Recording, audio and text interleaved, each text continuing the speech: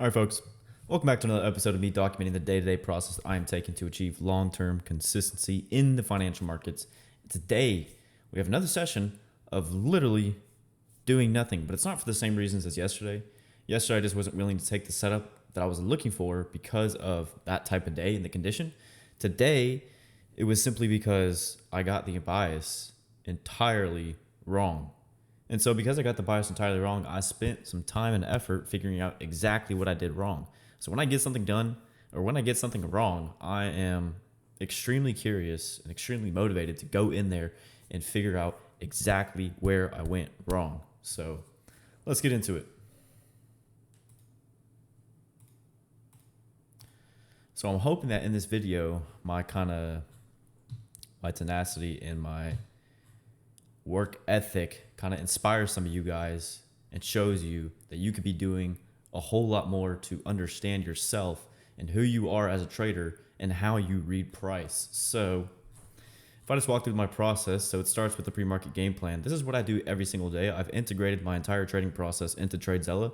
So it's all in one application. Everything is nice and clean and smooth. It's all here and it's just the same thing every single day. So I can go back to literally any day and find out exactly what I was thinking at what time, how I was seeing the market and everything, which there is power in that because you have to be able to go back and connect the dots and find out where you're going right and where you're going wrong, which is why I'm doing a monthly review right now. And I'm going back and I'm connecting the dots and I'm seeing where am I going right and where I'm going wrong. So I got a little sidetracked there, but here's the monthly review that I'm working on right now.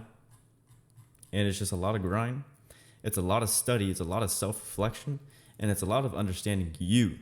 That's basically it. So going into today, this is what I noted at first, because coming to the market, I'm struggling whether I should keep playing my consolidation narrative based on the weekly chart and economic calendar, or should I look for the market to trade down potentially on the sell side of the curve, drawing for sell side unders Wednesday low. So if you watch my previous videos this week, Monday and Tuesday, you know that I came into this week framing a narrative that this weekly candle is not likely to do much, because if you look at last weekly candle, it does a lot, right? Closed near its high. And this week is non-farm payroll. So usually before non-farm payroll, the market doesn't really go anywhere. It looks like it's about to do something, but then it comes back inside the range, stays in a tight range before that high impact driver. Mix that with the logic that last week's candle did a lot. And usually when we have a candle that does a lot, what does the following candle do? It's got a small range, doesn't really go anywhere. So putting those two pieces together, weekly chart and economic calendar, that gives me an idea of how I want this week's candle to paint. You can see on Monday, I said that with this close on the previous weekly candle, this week, I would anticipate price to do something similar or base out and not do much, staying inside a consolidation. We could see that consolidation throughout the week because we have NFP on Thursday and a holiday on Friday. Based on economic calendar and what last week did, I want to see if price behaves as if it's more in a consolidation or does it just keep running. So that's what I'm looking for going into the week. This is for Monday. So I can go back to Monday and know exactly what I was thinking at the start of the week. Now come this week, my narrative going into this week was anticipating price to stay inside of a range because of last week's candle and the economic calendar. But today I am leaning bearish because of the lower time frame. There's my mistake right there, right then and there. That is where my mistake in my approach going into today's session. So today I did things backwards. You are supposed to derive and come to a conclusion of how the lower time frame is going to paint today based on what the higher time frame is doing. Not the other way around. You don't think about how the higher time frame is going to paint based on what you see on the lower time frame. That's not how you approach price. You approach price thinking about how the lower time frame is going to paint based on the higher time frame.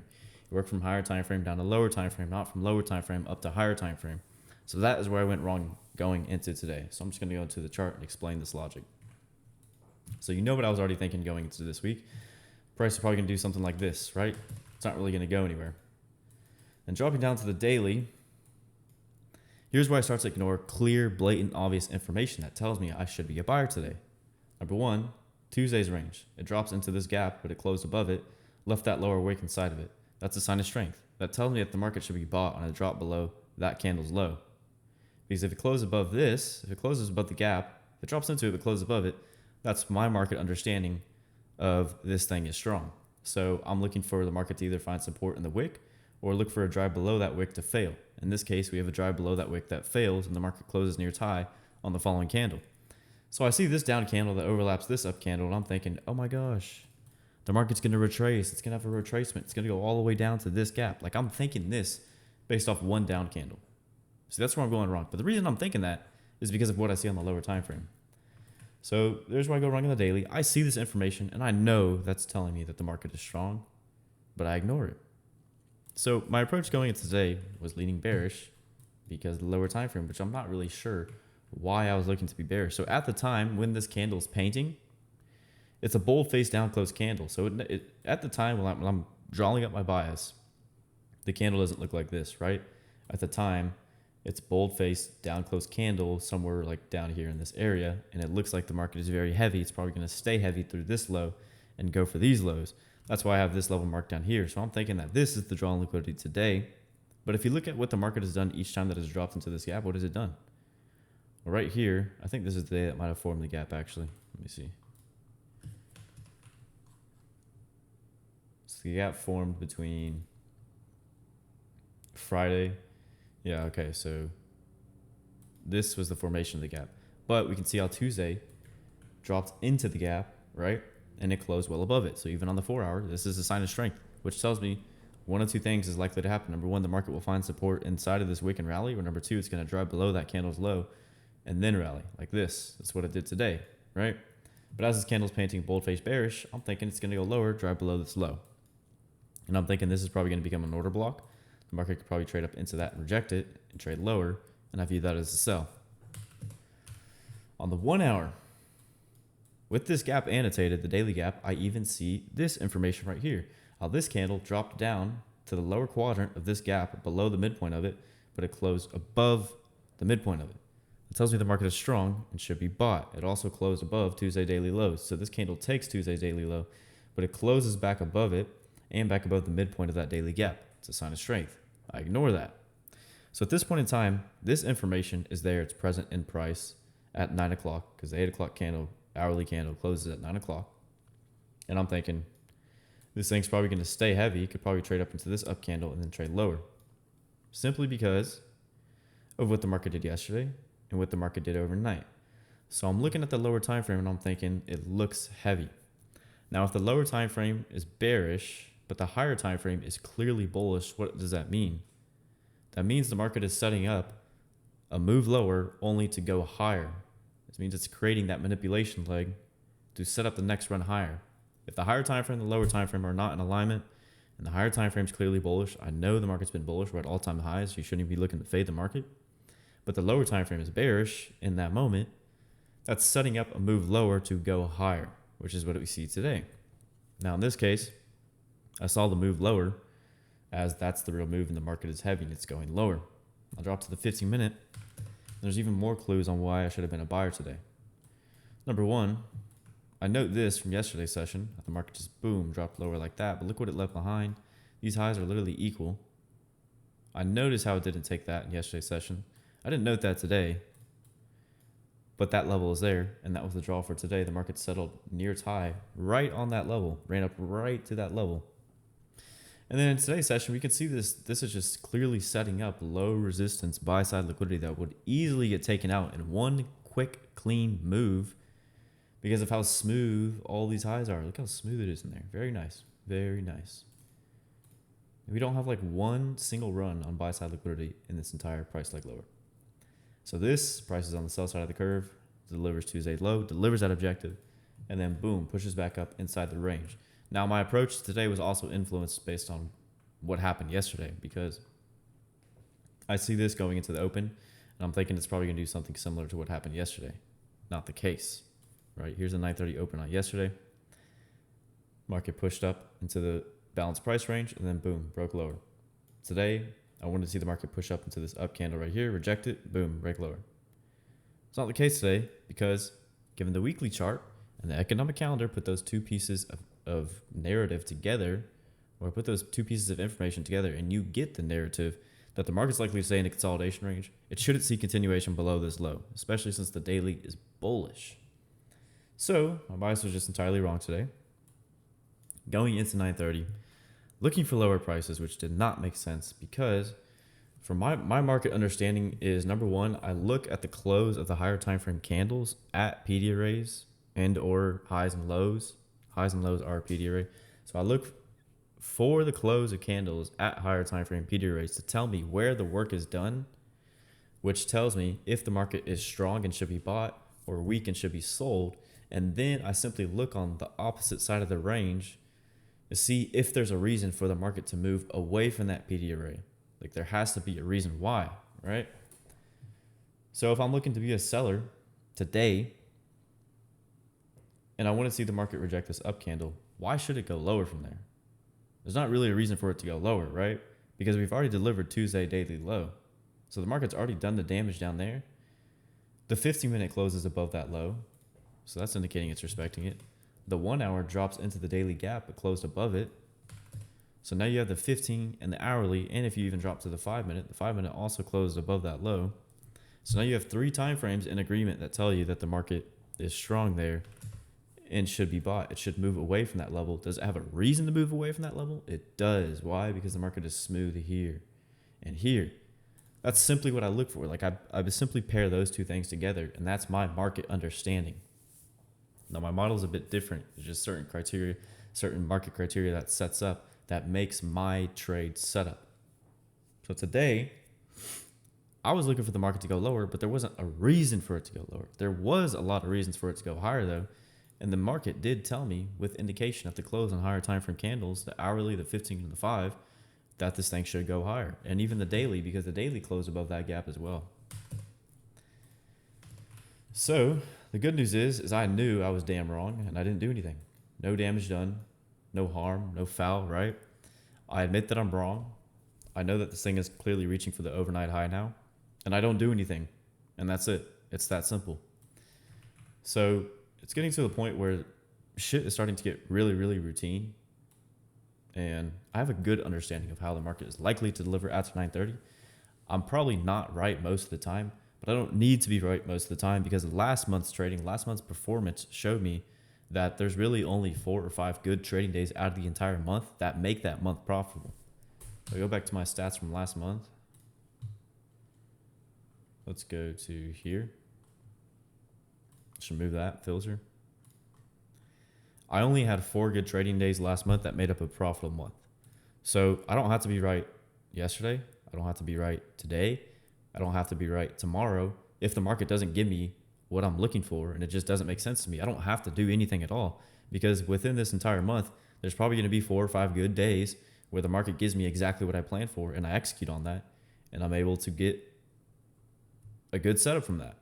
And that's what it takes. And that's profitable trading. But you have to show up every single day. You show up every single day, but it doesn't mean you're going to do something every single day. You show up, you look for your setup. If it's there, you do something. If it's not there, you don't do anything. And that's pretty much it. So it's like, I've heard this so many times from traders who've already made it. 95% of this shit is literally doing nothing. And now I actually see that. Now I can actually feel that. I did nothing today. I did nothing yesterday. I took a small loss on Monday. I took a $250 loss on Monday. Really nothing. So, just learning a lot about doing less. But the thing is, see this gray shaded box is the daily imbalance. I didn't have this annotated at all because I wanted to focus on one side of the market. Now I know that this information right here, at this point in time, I know my bias is clearly wrong. I know today is not going to be bullish at all or bearish at all. And I know that the market is drawing for these highs. Okay, at this point, I have the first 15-minute close, right? At 9:44, the first 15-minute candle closes. It closes near its high. The market's clearly bullish. It's clearly moving away from this level. It's closed over these down candles. We have a change in this 8 in delivery. At this point, it's very clear to me that the market is not interested in trading lower. It's not interested in trading for sell side. It's going to reach for all these smooth highs up in here and ultimately deliver this objective in here. Now I know that, but at the same time, I'm still looking for the possibility for my sell to play out. So I see this huge gap and I know that's a long right there. That's a clear long. The market is going to respect that gap and it's going to keep trading for those highs, deliver those highs that we see on the 15-minute time frame. So this is a large gap. You could probably buy at the upper quadrant, maybe even the midpoint. the risk to reward on this trade was just totally worth it. I see this as a setup, but I don't take it because number one, this isn't necessarily my model. And number two, what was the second reason? The second reason was I was at this point in time, I was still clung on to my bullish bias.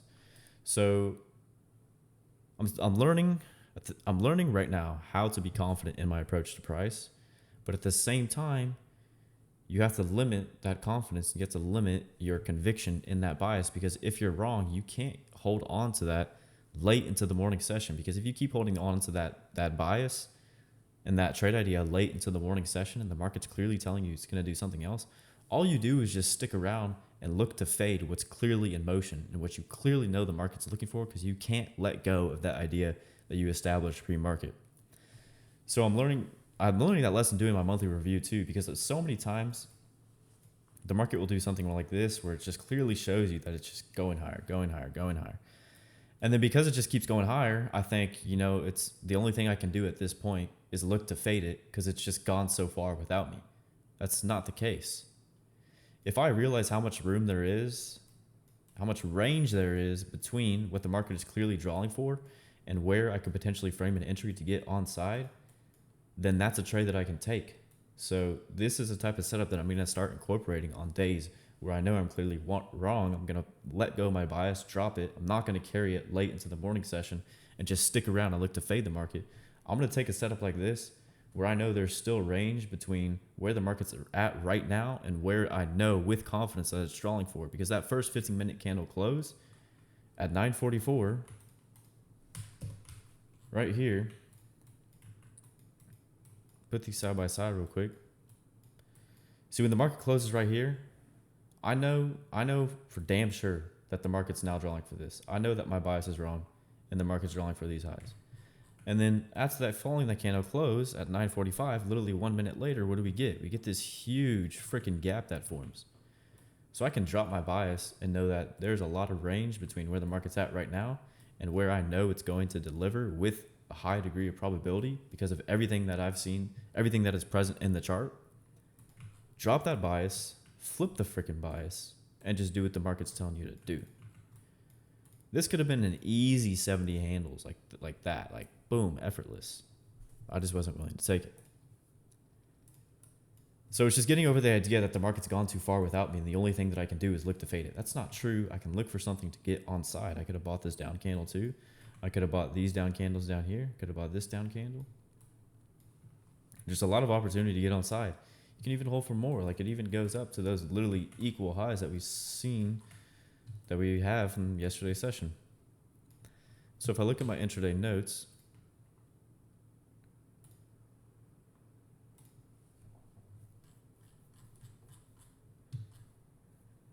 so my approach is what made today mentally taxing, because I got it entirely wrong. But knowing I got it entirely wrong, it doesn't make sense to hold on to that idea and cause myself more frustration. When I got it wrong, the first thing I think is now I can't do anything for another hour and wait to fade it.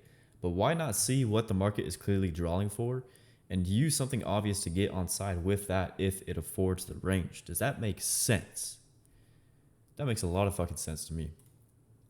I'm not even taking losses, and I'm learning so much because I do this. This process right here is what's going to make me profitable in the long run, and I know that with confidence and conviction. And if you do the same shit, you can do the same shit too. This is it right here. I know so much about myself and what I'm thinking intraday and exactly where I'm going wrong, and I know exactly what I learned from every single situation that the market puts me in because of this process right here. So I'm telling you, like, this is it right here. Like this is fucking it right here. You have to do this kind of work. And I recently started doing this after I watched a video from Umar Ashraf, because he literally laid out the 5 stages, and I created this right here.